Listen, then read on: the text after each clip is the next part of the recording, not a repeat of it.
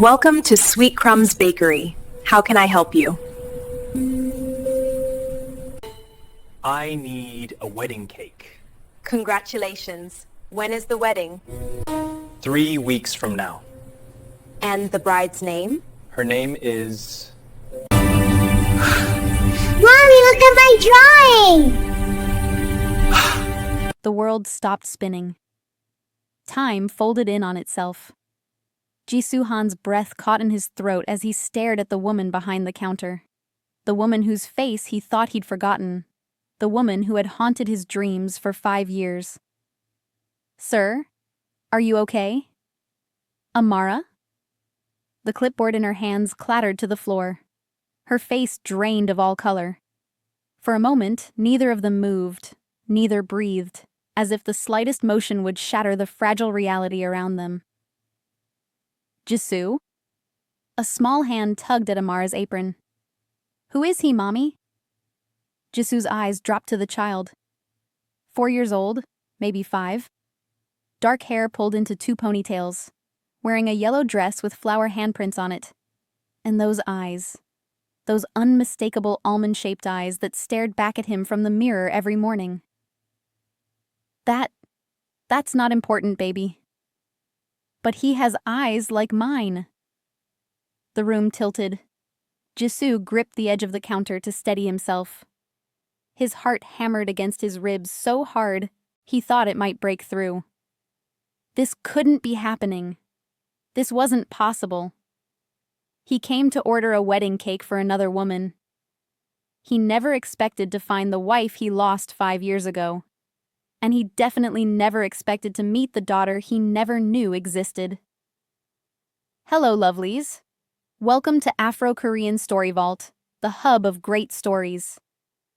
If you love emotional, gripping stories like this, hit like and subscribe, because this one is about to get intense. The little girl held up her drawing, oblivious to the storm raging between the 2 adults. It was a picture of 2 stick figures, one tall and one small, holding hands under a rainbow. "Mila, sweetheart," Amara's voice cracked.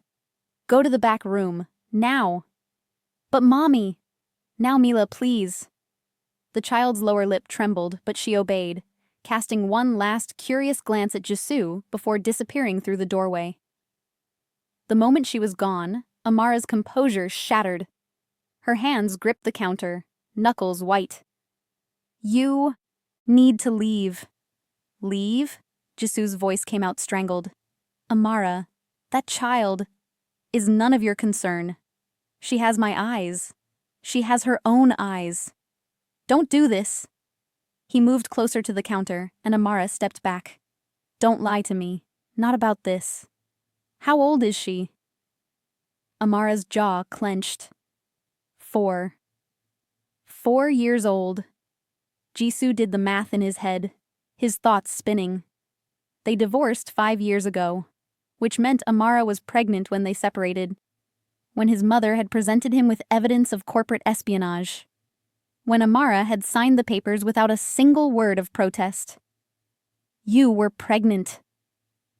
The words fell from his lips like stones into still water. "You were pregnant, and you never told me." "You need to leave," Amara repeated, but her voice wavered now. "I have a daughter, and you never told me? Please, Jisoo, just go." "No." His hands slammed against the counter, and Amara flinched. He immediately regretted the outburst, softening his voice. "No, Amara, I'm not leaving. Not until you explain to me how I have a 4-year-old daughter I knew nothing about." Tears welled in Amara's eyes, but she blinked them back furiously. "You want to talk? Fine. Come back at 6:30 tonight. After closing. Alone. Amara, no security, no assistance, no family. Come alone, or don't come at all." The steel in her voice left no room for negotiation. Jisoo stared at her, this woman who had once been his everything, who now stood before him as a stranger guarding the biggest secret of his life. 6:30, he agreed, his voice barely above a whisper. He turned to leave, his legs moving on autopilot. At the door, he paused, looking back. Through the doorway to the back room, he could see Mila sitting at a small table, swinging her legs as she colored. His daughter, his little girl. And he had missed 4 years of her life. The bell above the door chimed as he stepped out into the late afternoon sunlight. The world continued around him as if nothing had changed. Cars passed on the street. People walked by with shopping bags and phones pressed to their ears. But everything had changed. Everything. In his car, Jisoo sat in silence, his hands gripping the steering wheel. His phone buzzed incessantly in his pocket, but he ignored it. How could he think about board meetings and quarterly reports when his entire world had just been turned upside down? He remembered the divorce. God, he remembered every excruciating detail. The way his mother had called him into her office at Han Corporation headquarters, her face grave. The manila folder she had slid across her desk. Inside, photographs of Amara meeting with executives from their biggest competitor. Bank statements showing deposits to her account. Emails discussing proprietary information. "I'm sorry, Jisoo," his mother had said, her voice dripping with false sympathy. "But we have irrefutable proof. Your wife has been selling company secrets." He had confronted Amara that night. She had denied everything, of course. Tears streaming down her face, hands trembling as she begged him to believe her. But the evidence was overwhelming. His mother had presented it all so cleanly, so convincingly. "If you loved me, you would trust me," Amara had sobbed. "If you loved me, you wouldn't have betrayed me," he had shot back. She had signed the divorce papers 3 days later. No fight. No lawyers. She simply signed and walked away. At the time, he had taken it as confirmation of her guilt. An innocent person would have fought harder, wouldn't they? Now, sitting in his car outside the bakery where his ex-wife worked, where his daughter played in the back room, he wondered if he had been the biggest fool alive. His phone continued to buzz. Finally, he pulled it out. 15 missed calls from his mother. 23 text messages from his fiancée, Hana Lee. 6 emails marked urgent from his assistant, Hana, his fiancée. His wedding was in 3 weeks. The perfect union. His mother had called it. The Lee family owned the second-largest pharmaceutical company in South Korea. The merger would make Han Corporation untouchable. And Hana was beautiful, educated, accomplished. The perfect wife for a man in his position. But she wasn't Amara. Another message popped up on his screen. From Hana. "Where are you? Your mother said you canceled all your meetings. The gala is tonight. People are asking for you." The gala. The pre-wedding celebration at the Grand Hyatt. 500 guests. The who's who of Seoul society. He was supposed to give a speech about the merger, about the future, about building legacies. His fingers hovered over the keyboard. Then he typed, "Family emergency. Can't make it tonight. Sorry." He hit send before he could reconsider. Immediately, his phone rang. His mother. He let it go to voicemail. It rang again. And again. On the 4th call, he answered, "Jisoo, what is the meaning of this?" His mother's voice was ice. "You cannot cancel. Tonight. Do you understand what's at stake?" "I saw Amara today." Silence. Long and heavy. "What did you say?" "I saw Amara. At a bakery in Incheon." "That's impossible. She left Korea. We made sure—" His mother caught herself, but too late. "Made sure of what, mother?" "Nothing. It doesn't matter. Whatever she told you, whatever lies, she has a child." Another pause. Shorter this time. "That's not your concern.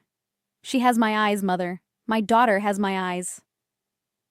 The silence that followed was deafening. Jisoo could hear his mother's breathing, measured and controlled, the way it always was when she was calculating her next move. Come to the house, she finally said. We need to talk about this face to face. No, I'm meeting Amara tonight. And I'm going to hear the truth. The truth? The truth is that woman nearly destroyed our company. The truth is she's a liar and a manipulator.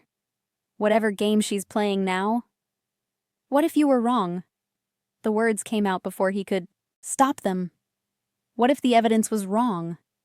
It wasn't wrong. How can you be so sure? Because I made certain of it. His mother's voice turned sharp. And before you go believing her sob story, remember who stood by you. Remember who protected you. Remember who built everything you have. The call ended. Jisoo stared at the phone in his hand, his mother's words echoing in his mind. I made certain of it. What did that mean? The hours until 6:30 crawled by.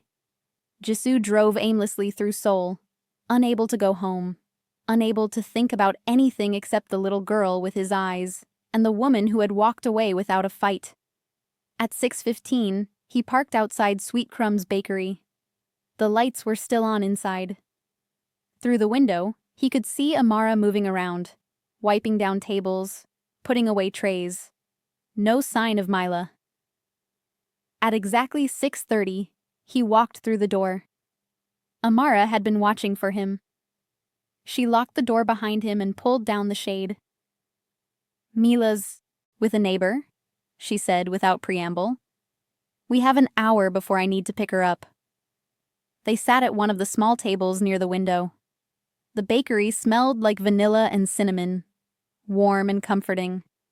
A stark contrast to the tension crackling between them. Tell me everything, Jisoo said. Amara's hands wrapped around a cup of tea she had poured for herself. She didn't offer him any. What do you want to know? Start with why you never told me I had a daughter. A bitter laugh escaped her lips.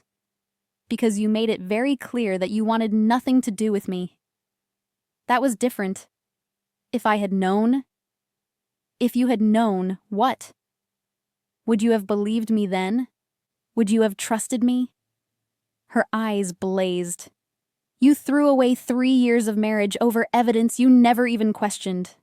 You believed your mother over me without a second thought. So forgive me if I didn't think you'd suddenly believe me about carrying your child. Jisoo flinched. Every word was a knife, cutting deep because they were true. I found out I was pregnant a week after we signed the papers. Amara continued. I was devastated, terrified, and completely alone. I didn't know what to do, so I called your mother. You called her? I thought maybe if she knew about the baby, she would help me prove my innocence. That she would at least give me a chance to fight for my marriage. Amara's voice cracked. I was so stupid. What did she say? She invited me to her office. I went, hopeful like a fool. She congratulated me on the pregnancy, offered me tea, and then she showed me more evidence. More evidence of what? The espionage. Except this time it wasn't just documents and emails. She had a video. Me, supposedly, at a hotel meeting with the competitor's CEO. Time-stamped, dated, clear as day. Amara's hands trembled around her cup. Except I had never been to that hotel. I had never met that man. But there I was, on video, handing over a folder. Jisoo's blood ran cold. That's impossible. That's what I said. I swore up and down it wasn't me. But your mother just smiled. She said it didn't matter whether it was real or not. She said she had enough resources to make it real. Enough lawyers to bury me in legal battles for years. Enough connections to make sure I never worked again. Amara looked directly at him now, tears streaming down her face. And then she said, but it doesn't have to be that way. Walk away now. Leave my son alone. And I'll make sure you and your child are taken care of. You'll have money, a fresh start, a life. Just somewhere far away from here. The bakery felt like it was closing in around him. Jisoo couldn't breathe. She threatened you. She gave me a choice. Be destroyed or disappear. What would you have done, Jisoo? I was pregnant, alone, and facing the most powerful family in Seoul. A family that had already proven they could fabricate evidence convincing enough to fool you. The man who supposedly loved me more than anything. If you're feeling the weight of this revelation, don't forget to subscribe and hit that notification bell. Because this story is far from over, and the twists ahead will break your heart and put it back together. I left Korea, Amara whispered. I went to stay with my aunt in the Philippines. I had Mila there. I worked odd jobs, saved every penny. And after 2 years, when I thought maybe your mother had forgotten about me, I came back. I stayed under the radar, changed my name legally to my mother's maiden name, and opened this bakery in a neighborhood I knew your family would never visit. Why come back at all? Because this is my home. Because I refused to let them chase me away forever. And because I wanted Mila to grow up knowing her mother's culture, even if she could never know her father. The words hung between them, heavy with 5 years of pain and loss.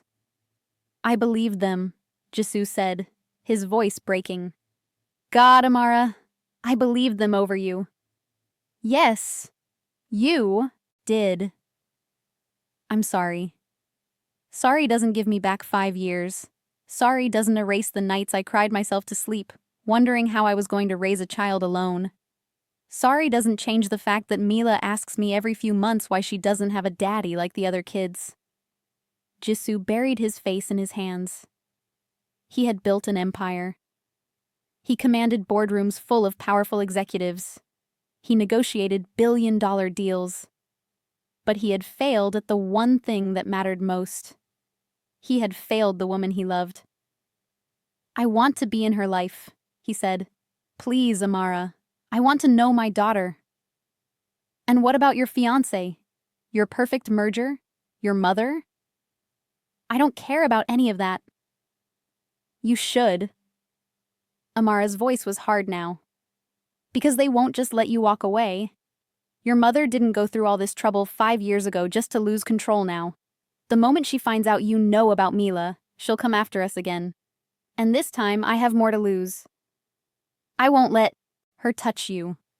Either of you. You couldn't protect me before. The truth of that statement cut deeper than anything else. He had been so blind, so trusting of his mother, so quick to believe the worst of Amara. I'm not that man anymore, he said firmly. I know what my mother is capable of now.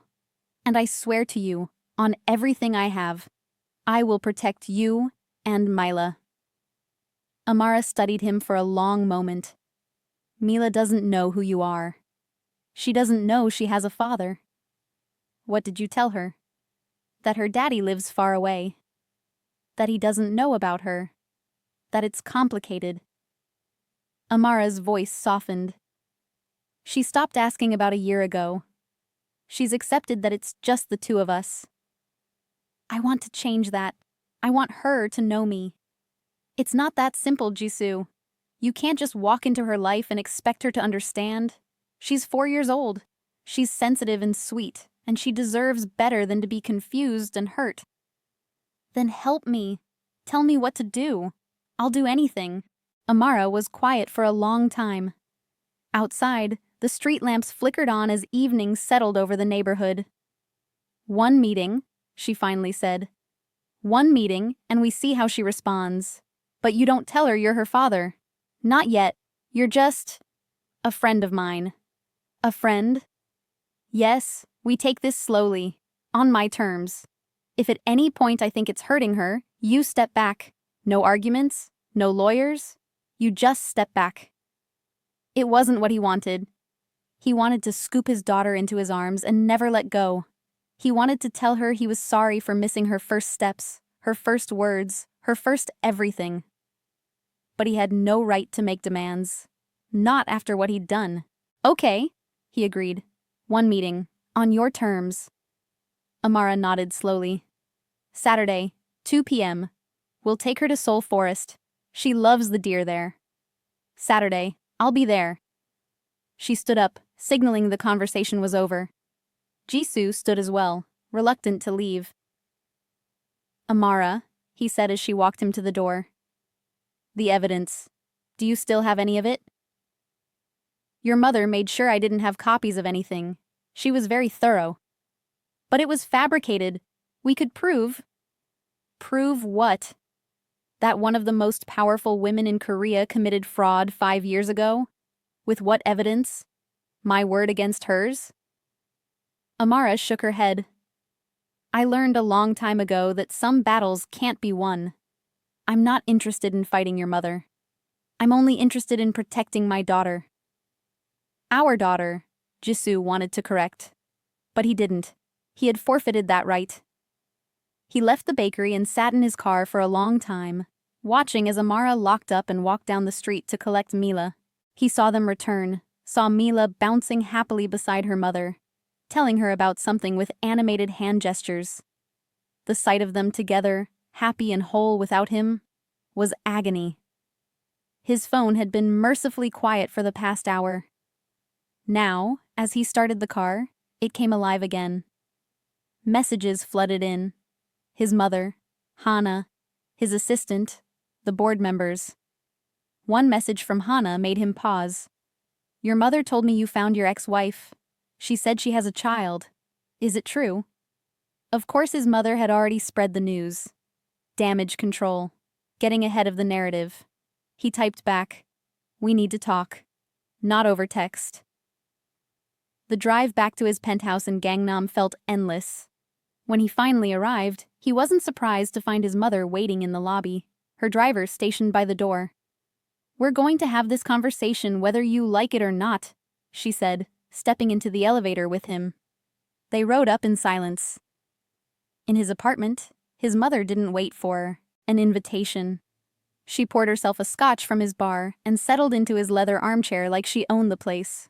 Which, technically, she did. The building was Han Corporation property. So, she said, swirling the amber liquid in her glass. You met the child. Her name is Mila. I know what her name is. You've been keeping tabs on them. Of course I have. Did you think I would just let them disappear and hope for the best? His mother took a sip of her drink. I've known exactly where they were for the past 3 years. Ever since Amara had the audacity to return to Korea. Jisoo felt sick. And you never told me. Why would I? You had moved on. You were building the company, preparing for a merger that will secure our family's legacy for generations. Why would I let you be distracted by a woman who betrayed you and a child who may or may not even be yours? She's mine. I saw her. She has my eyes, my smile. So you say. But unless there's a DNA test... Stop. Jisoo's voice was dangerously quiet. Just stop. I know what you did. Amara told me everything. His mother's expression didn't change. She told you her version.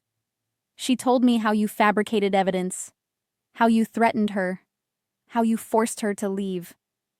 Fabricated? His mother laughed, but there was no humor in it. Oh, Jisoo, you still don't understand how the world works. I didn't fabricate anything. I simply ensured that the evidence we already had was comprehensive enough to be convincing. There was no evidence because she didn't do anything wrong. She was a liability, a distraction. You were 27 years old, running a division of the company, and you were so in love with that girl, you could barely think straight. You were making emotional decisions instead of strategic ones. She had to go. She was my wife. She was an obstacle. His mother set down her glass with a sharp click.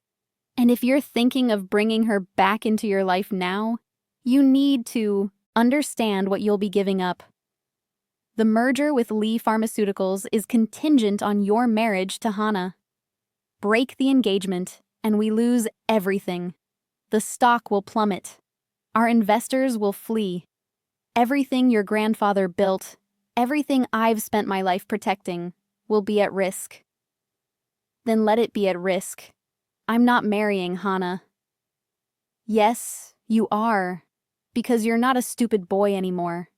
You're a grown man who understands that personal feelings don't matter when empires are at stake.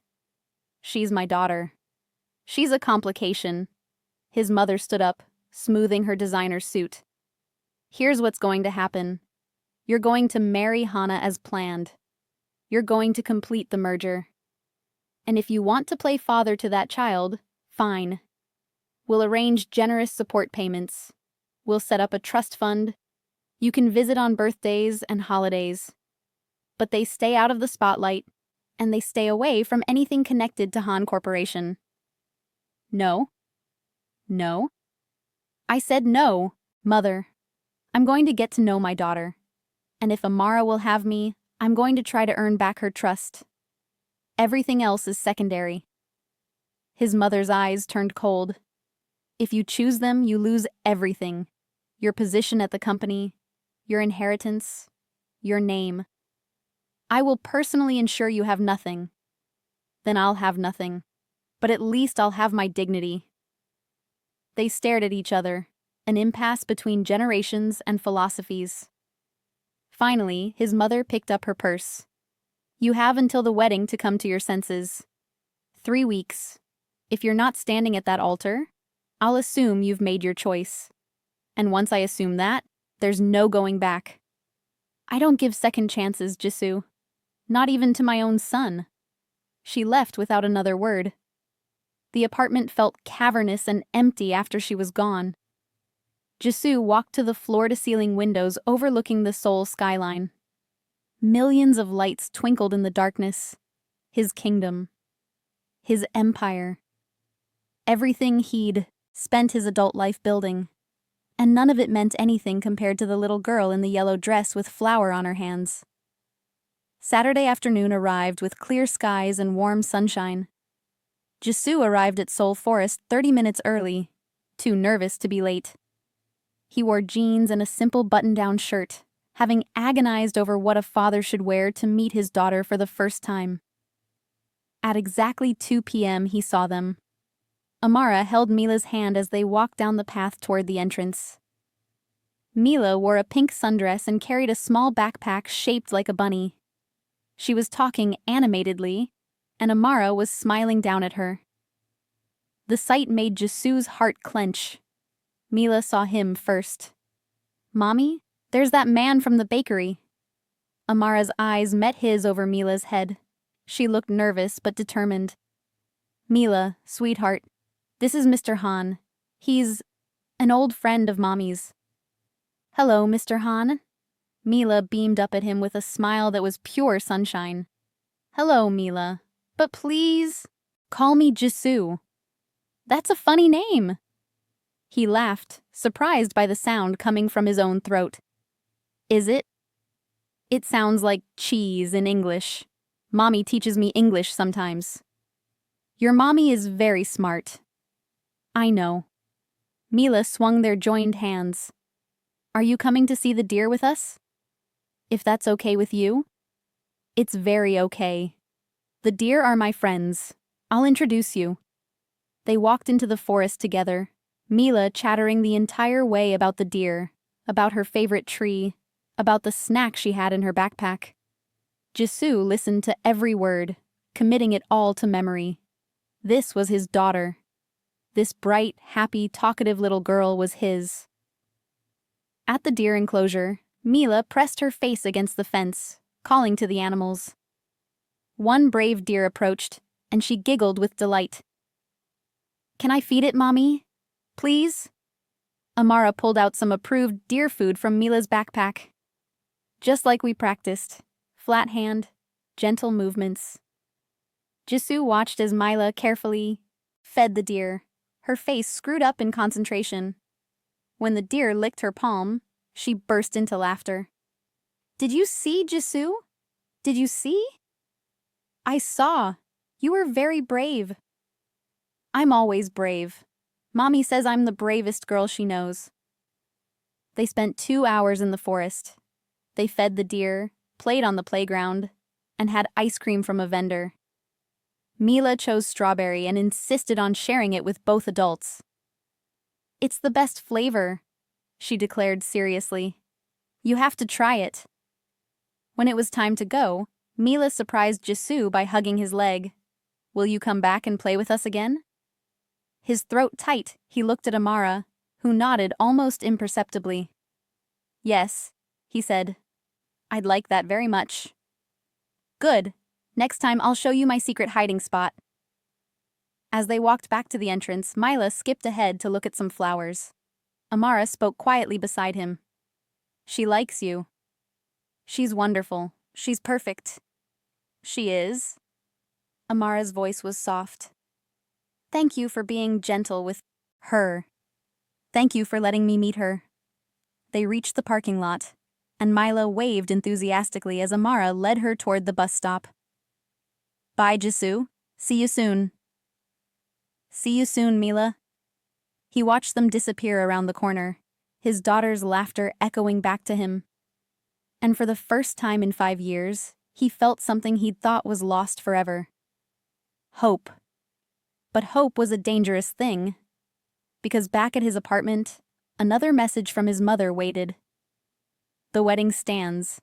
If you choose them, you lose everything." The next 2 weeks were the happiest and most complicated of Jisoo's life. He saw Mila 4 more times.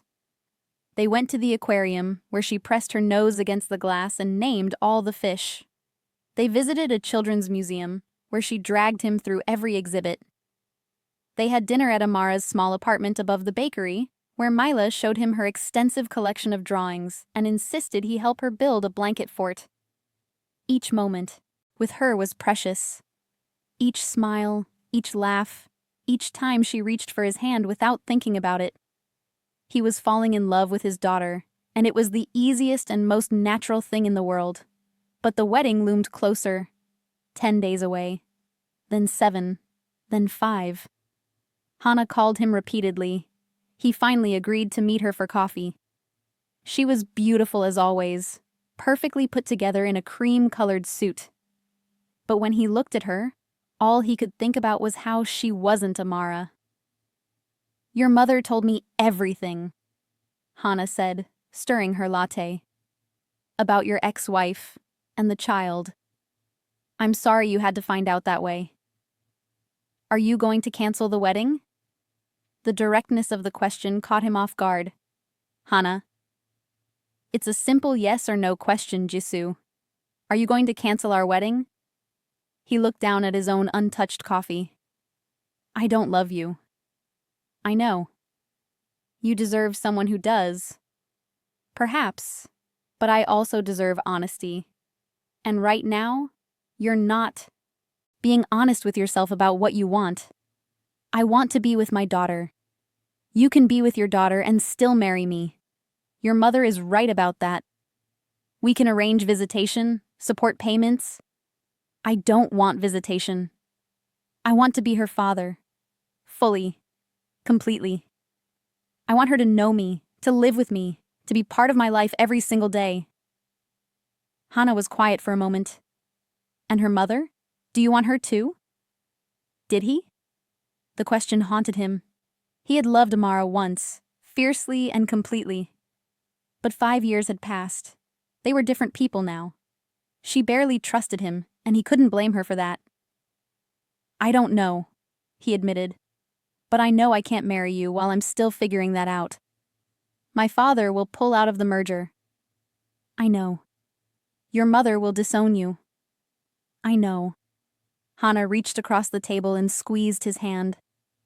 "Then I hope she's worth it. Both of them." She left with grace and dignity. Everything his mother had promised. And Jisoo felt like the worst person alive for breaking her heart over a life he might never be able to have. That evening, he called Amara. "I'm canceling the wedding," he said without preamble. Silence on the other end. "Jisoo, you can't." "I already did. I spoke with Hana this afternoon. She's going to announce it tomorrow." "Your mother will destroy you." "Probably." "Why would you do this?"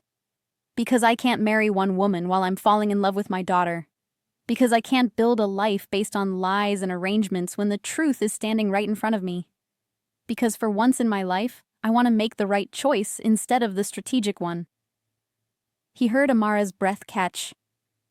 What do you want from us? Time. A chance. Permission to be part of Mila's life. Really part of it. And maybe, if you're willing, a chance to prove to you that I'm not the same man who let you walk away 5 years ago. Jisoo. I'm not asking for an answer right now. I'm just asking you to think about it. I have to go tell my mother I've canceled the wedding. That should be fun. He tried to laugh, but it came out hollow. Be careful, Amara said softly. She's not going to take this well. That was the understatement of the century. His mother's reaction was volcanic. She summoned him to her office at Han Corporation headquarters, and when he arrived, she was surrounded by lawyers. You're removed from the board effective immediately, she said coldly. Your salary is suspended. Your company credit cards are canceled. Your apartment, which is company property, will need to be vacated within 30 days. I understand. Do you? Do you really understand what you're throwing away? Yes, Mother. I understand perfectly, and I'd do it again. She stared at him like he was a stranger. You're just like your father. Weak, emotional, unable to see the bigger picture. Maybe, or maybe I finally learned what the bigger picture actually is. He left the building with nothing but his phone and his car. His mother had been thorough. By the time he got home, his key card no longer worked. Security wouldn't let him up to collect his things. He called Amara from his car. She locked me out. What? Where are you? Sitting in the parking garage of my former building. I'm officially homeless. Come to the bakery. Amara, just come. We'll figure it out. An hour later, he was sitting at the same table where they'd had their first real conversation, drinking tea Amara had made. Mila was upstairs, asleep, unaware of the adult drama unfolding below. You can stay in the apartment above the bakery, Amara said. There's a spare room. It's small, but I can't ask you to do that. You're not asking. I'm offering. For Mila's sake. She's been so happy these past 2 weeks. If you suddenly disappear because you have nowhere to live, it will break her heart. What about you? What about your heart? Amara's hands wrapped around her own mug. My heart has been broken for 5 years. I've learned to live with it. But Mila, she's just starting to open up to you. Let's not hurt her too. So Jisoo moved into the spare room above Sweet Crumb's bakery. Ainai was smaller than his walk-in closet had been at the penthouse. It had a twin bed, a small desk, and a window overlooking the alley behind the building. It was perfect. That night, he lay in his tiny bed and listened to the sounds of the building settling. He heard Amara moving around in her room next door. He heard Mila talking in her sleep, mumbling something about purple elephants. And for the first time in as long as he could remember, he felt at peace. The next morning, Mila discovered him at breakfast. Jisoo, what are you doing here? He's going to be staying with us for a little while, Amara explained, flipping pancakes at the stove. Is that okay with you? Is that okay? Mila's eyes went wide. That's the best thing ever. Now we can have breakfast together every day, and you can read me bedtime stories, and we can play games whenever we want. She launched herself at him, and Jisoo caught her, holding his daughter for the first time without the weight of secrets between them. Well, one secret remained. She still didn't know he was her father, but that truth could wait. For now, this was enough. The days fell into a rhythm. Jisoo woke early and helped Amara in the bakery, learning to knead dough and ice cupcakes. He was terrible at it, but Amara was patient, guiding his hands, showing him the techniques her grandmother had taught her. Sometimes their fingers would brush, and the air between them would change, charged with something neither was ready to name. Mila would come down after her cartoons, still in her pajamas, and demand breakfast. Jisoo learned she liked her pancakes with exactly 3 chocolate chips. No more, no less. He learned she refused to eat eggs unless they were scrambled with cheese. He learned she had nightmares about monsters under her bed, and the only thing that helped was singing a lullaby Amara had made up about brave little rabbits. He was learning his daughter, piece by piece, moment by moment. And it was worth everything. He'd lost. But the outside world didn't forget about him. News of the cancelled wedding spread through Seoul's elite circles like wildfire. The stock price of Han Corporation dropped 15% in one day. Business partners called, confused and angry. The merger with Lee Pharmaceuticals officially collapsed. And then the articles started appearing. Anonymous sources claiming Jisoo had been having an affair. Speculation about his mental state. Rumors about drug problems, gambling debts, secret scandals. His mother's fingerprints were all over it, destroying his reputation as thoroughly as she had destroyed Amara's 5 years ago. Jisoo tried not to let Amara see how much it bothered him. But one evening, after Mila had gone to bed, Amara found him sitting in the dark kitchen, scrolling through yet another hit piece. "You should stop reading those," she said gently.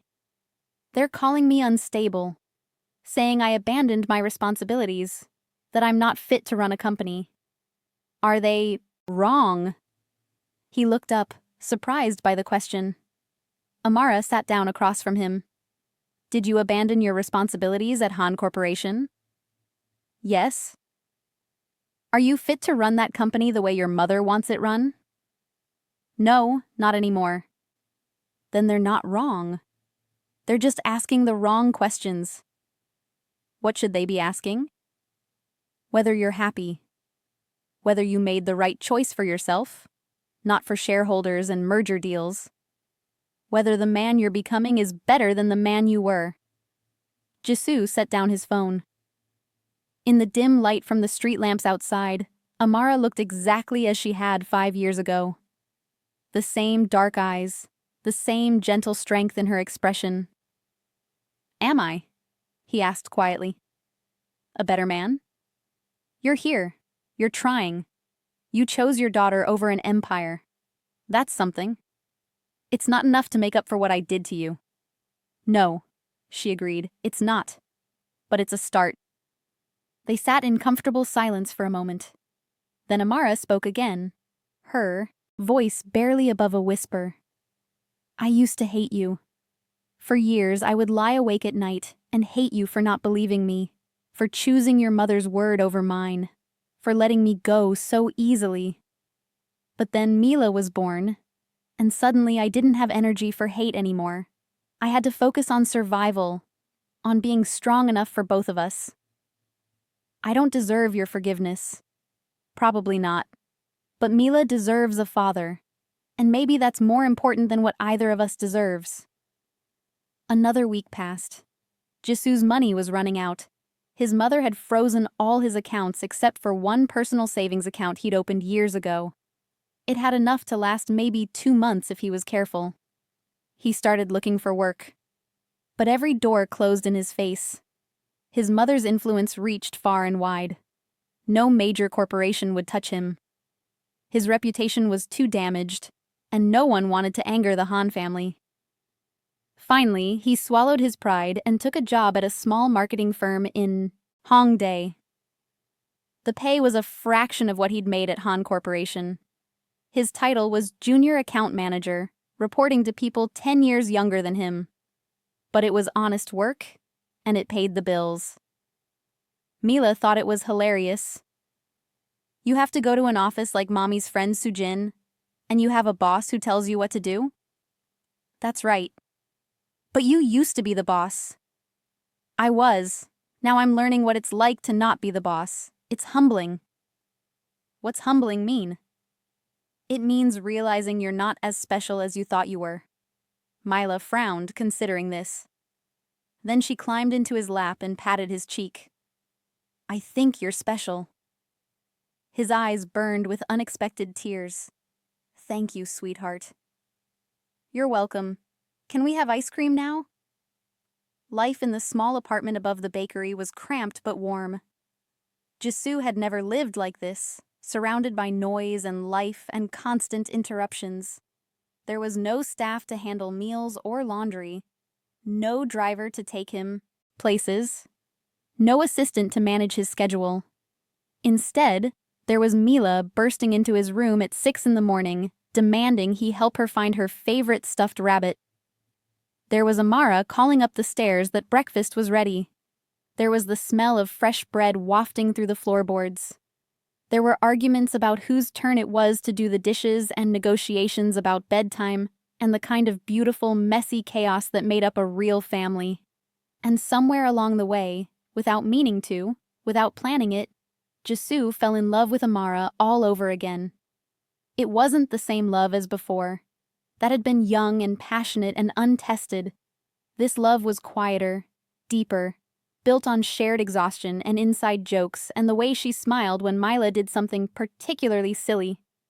It was built on watching her work, strong and capable, building a life from nothing. It was built on late-night conversations after Mila was asleep, talking about everything and nothing. He didn't tell her. He had no right to tell her. He was living in her spare room, working an entry-level job, and trying to piece his life back together. He had nothing to offer her except himself, and that hadn't been enough 5 years ago. Why would it be enough now? But then came the day that changed everything. Jisoo came home from work to find the bakery dark and the apartment upstairs silent. Panic seized him. Amara always had the lights on when he came home. Mila was always making noise. He took the stairs, 2 at a time. Amara, Mila. In here. Amara's voice came from Mila's room, strained and quiet. He pushed open the door. Mila was in bed, her face flushed with fever. Amara sat beside her, pressing a cool cloth to her forehead. She spiked a fever about an hour ago, Amara said. I gave her medicine, but it's not coming down. I think we need to take her to the hospital. I'll get the car. They rushed to the nearest emergency room. Mila was listless and hot, her small body trembling. Jisoo carried her while Amara handled the paperwork, and for the first time, he understood the true terror of being a parent. This helpless feeling, this desperate need to fix something he couldn't control. The doctors ran tests. They waited in a sterile room that smelled of antiseptic and fear. Mila dozed fitfully in the hospital bed while Amara held one of her hands and Jisoo held the other. She's going to be okay, Jisoo whispered, as much to convince himself as to comfort Amara. You don't know that. I do. She's strong, she's brave, she's a fighter. She's 4 years old and she's sick, and I don't know what I would do if... Amara's voice broke. Without thinking, Jisoo pulled her into his arms. And Amara, who had been so strong for so long, finally let herself break. She sobbed into his chest, all the fear and exhaustion and loneliness of 5 years pouring out. I can't lose her, she whispered. She's everything.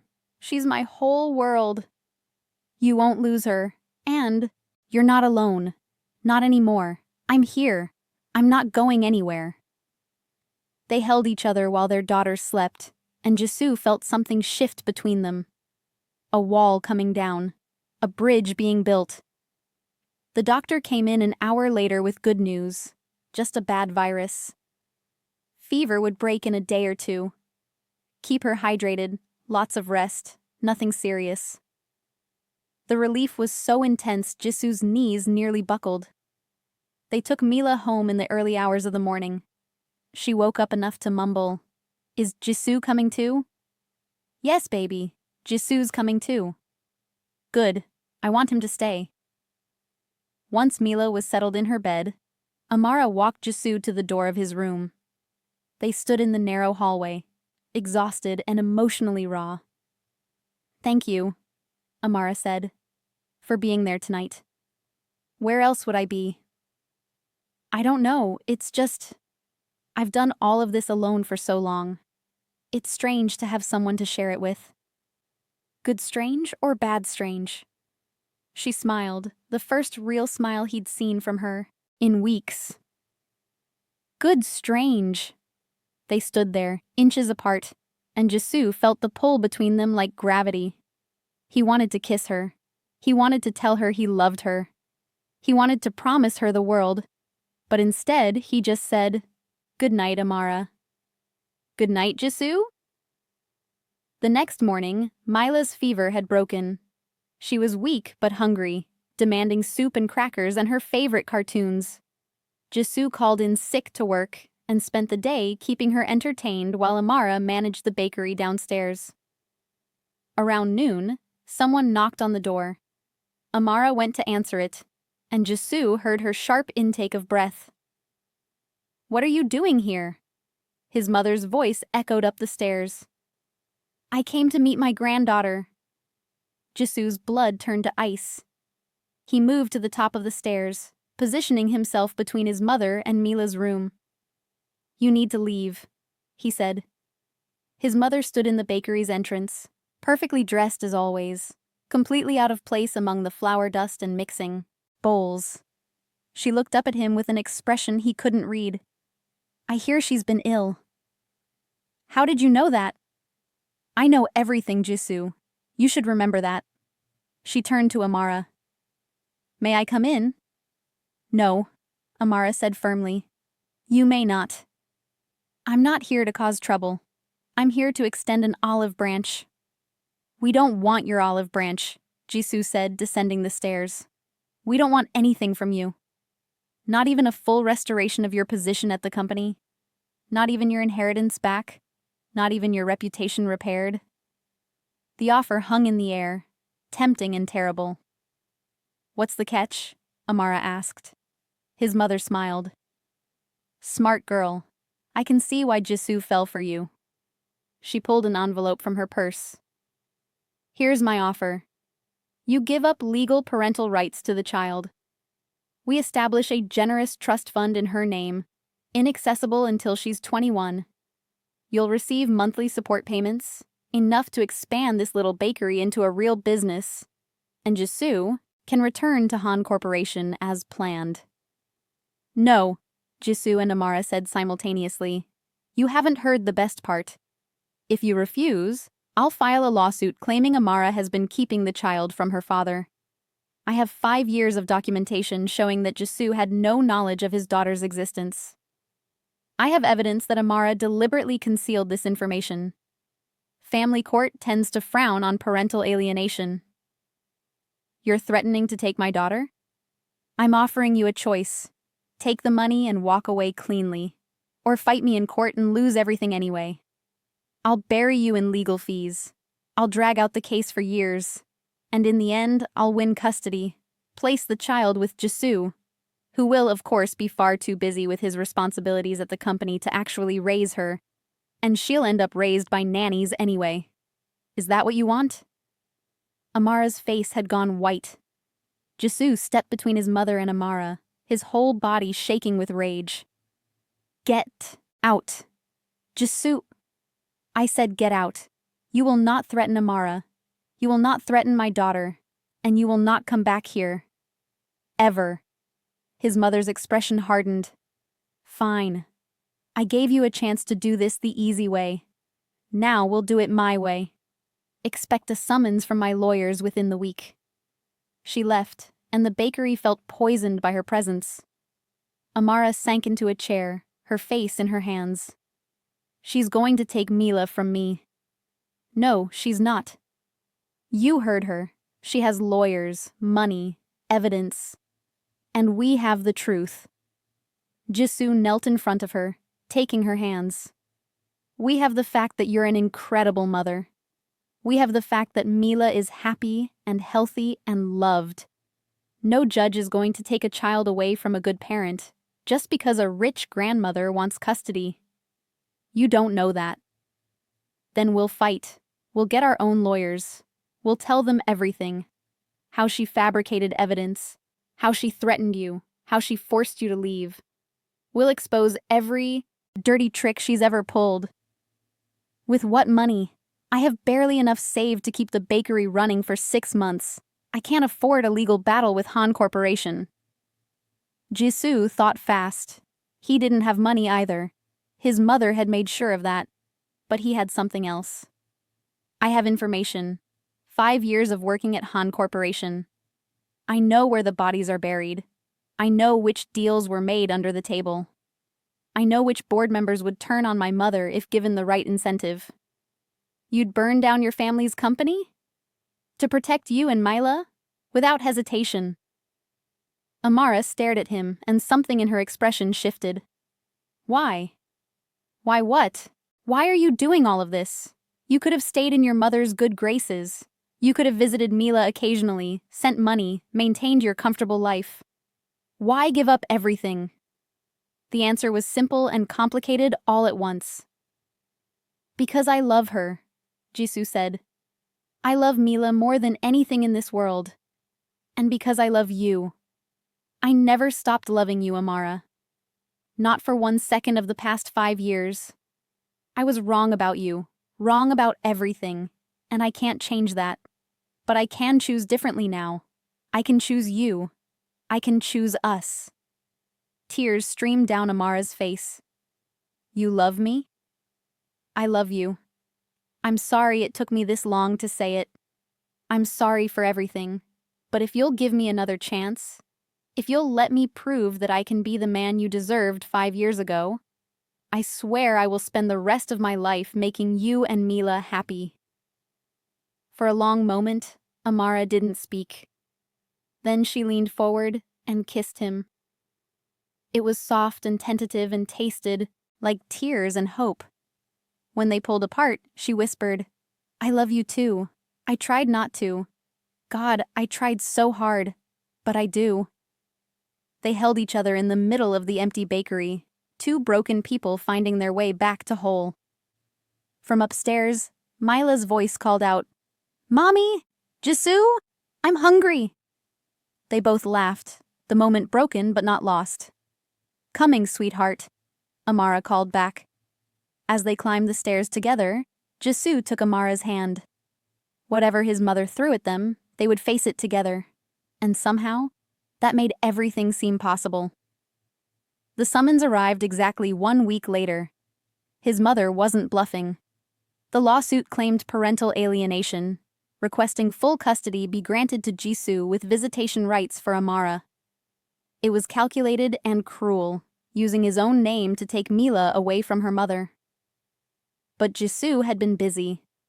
He'd reached out to old colleagues, people who had been pushed aside by his mother over the years.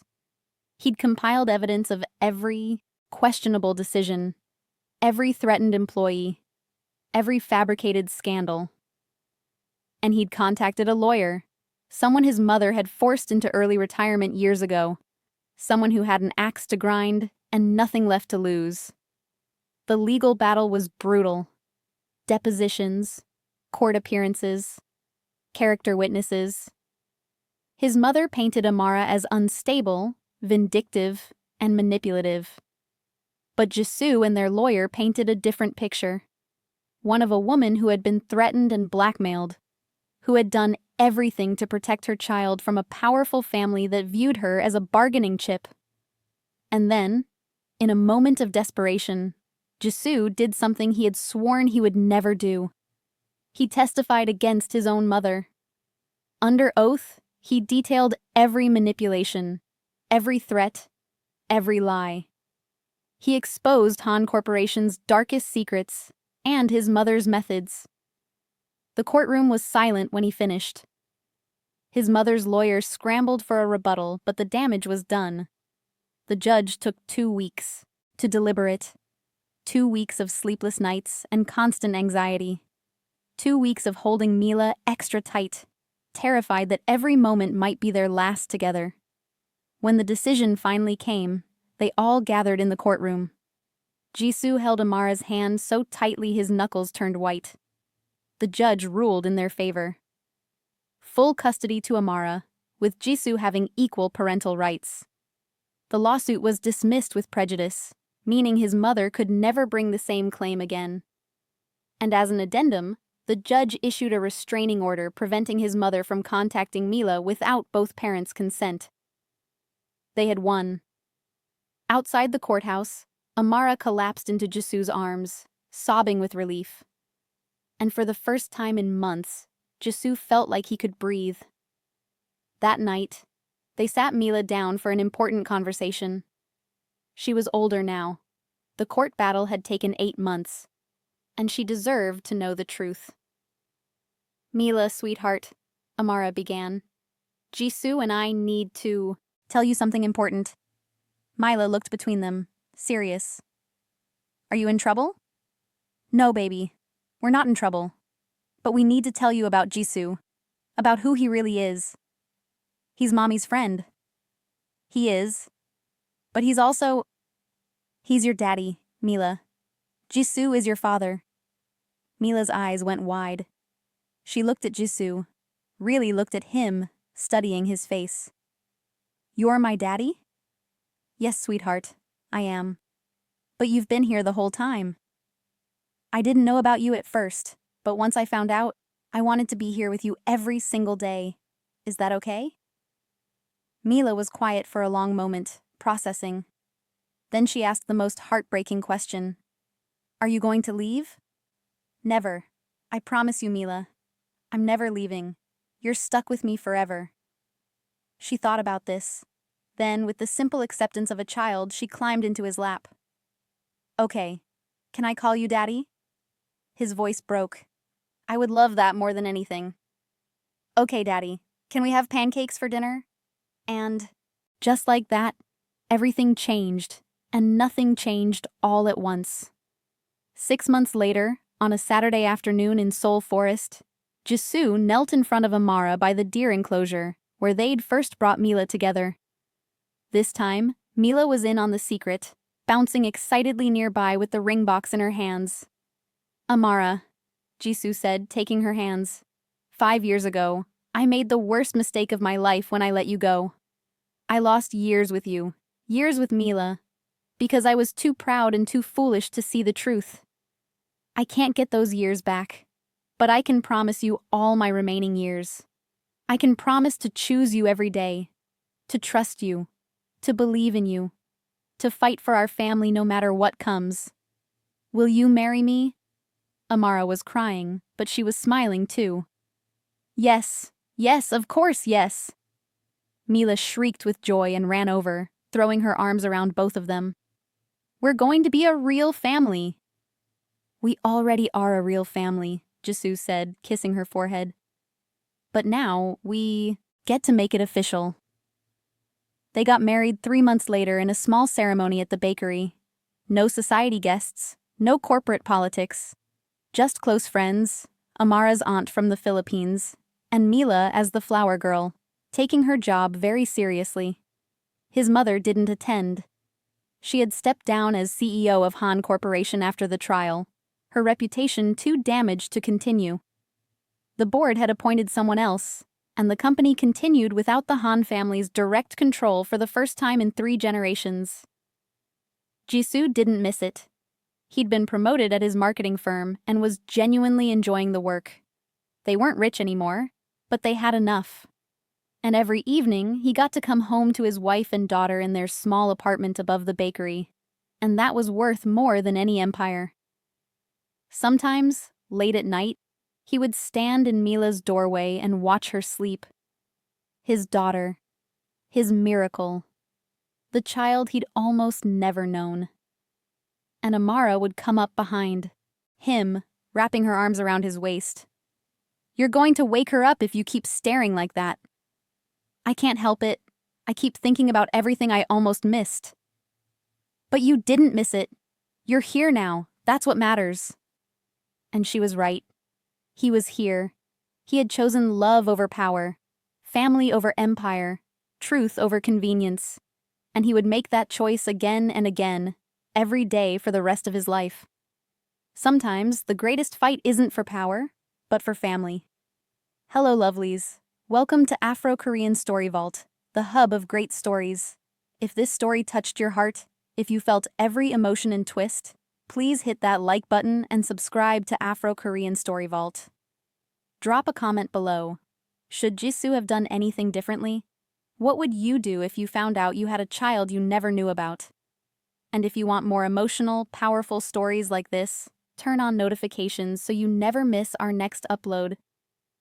Thank you for being here for this journey. Until next time, keep believing in second chances and the power of love.